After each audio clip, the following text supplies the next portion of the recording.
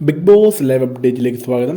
അപ്പോൾ നമ്മൾ പറയണ്ടേ 11 ആഴ്ചയിലെ ഏറ്റവും വോട്ട് കുറവ് റസ്മിനാണ്. അപ്പോൾ റസ്മിനായിക്ക് ഔട്ടാകുന്നത് നമ്മൾ കറക്റ്റായിട്ട് കൺഫേം ചെയ്തിട്ടുണ്ടായിരുന്നു.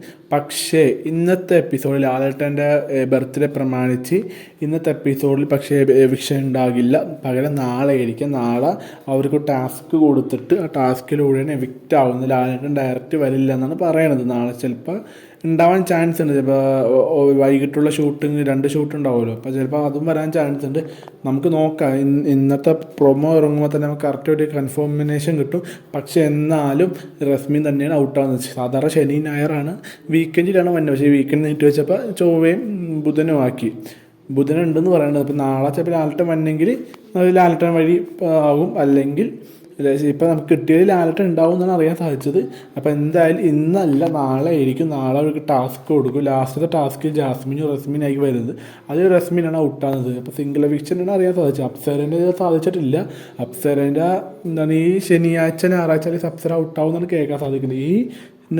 ഈ നോമിനേഷൻ തന്നെയാണ് ഈ വീക്കിലും പോണത്. ഇനി തിങ്കളാഴ്ചയാണ് പുതിയ നോമിനേഷൻ വരുന്നത്. അപ്പോൾ ഇന്ന് എവിക്ഷൻ ഉണ്ടാവില്ല. അപ്പോൾ നാളെ ആയിരിക്കും എവിക്ഷൻ എന്ന് പറഞ്ഞാൽ റസ്മി പോകും, അത് കൺഫേം ആണ്.